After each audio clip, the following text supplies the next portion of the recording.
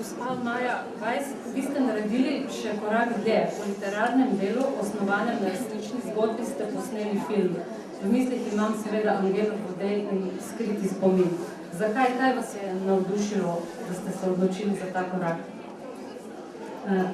Najprej je mene tukaj navdušilo oziroma seznanila s to knjigo Alenka Puhar, publicistka, ki me je v bistvu povabila, če bi me zanimalo pisati scenarij po knjigi Angele Vodej Skriti spomin, kar sem seveda z veseljem in z veliko radovednostjo sprejela. In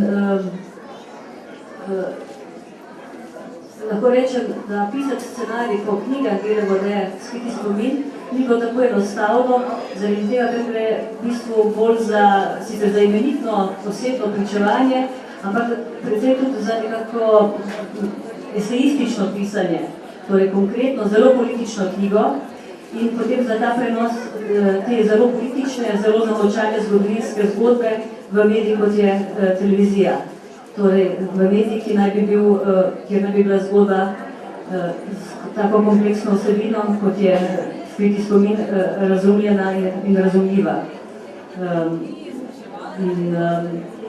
No, lahko rečem, da pri nastajanju scenarija in tudi filma ves čas nekako se je pojavljala ta na eni strani razvojenost oziroma za in pro, tako za to knjigo kot zgodbo, kot tudi v bistvu film na nek način, nastanek tega filma. V bistvu se pojavljal tudi cel kup nekih ideoloških predsodkov. V bistvu je ta knjiga Angele Vodej tipičen primer, da brez knjige resnica ne bi prišla na dan. Zato je ne bi mogli nikjer drugje črpati teh virov. V uvodu pa smo že prej rekli, da vsako obdobje prinaša resnice, s katerimi se v danem trenutku nismo sposobni soočiti. Tudi v filmu, na primer, smo opazili, da niste uporabili imen zasliševalcev, predstavnikov režima. Zakaj? Ja, jaz bom rekla tako, ne.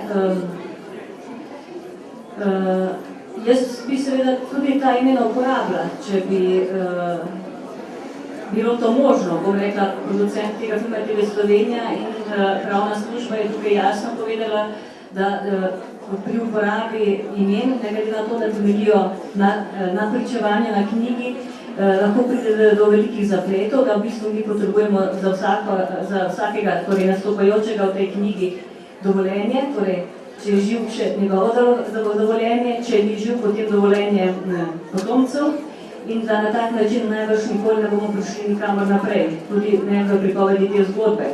Zato je bilo v bistvu najboljše to nekako, pravna služba je jasno povedala, da se naj to izpusti, no in mislim pa, da v osnovi glede na, ker tudi to ni dokumentarec o Angeli Vodej še pride naslednje leto in tam bodo imena v bistvu jasna, da na ta način v bistvu skozi slike, ki so v filmu, vidimo, bomo rekli, vrsta pač aparat, sistem, represijo, tako dalje, tudi pač vse te politične. Tisti, ki so brali knjigo, pa natančno tudi vedo, kdo je kdo v kateri vlogi.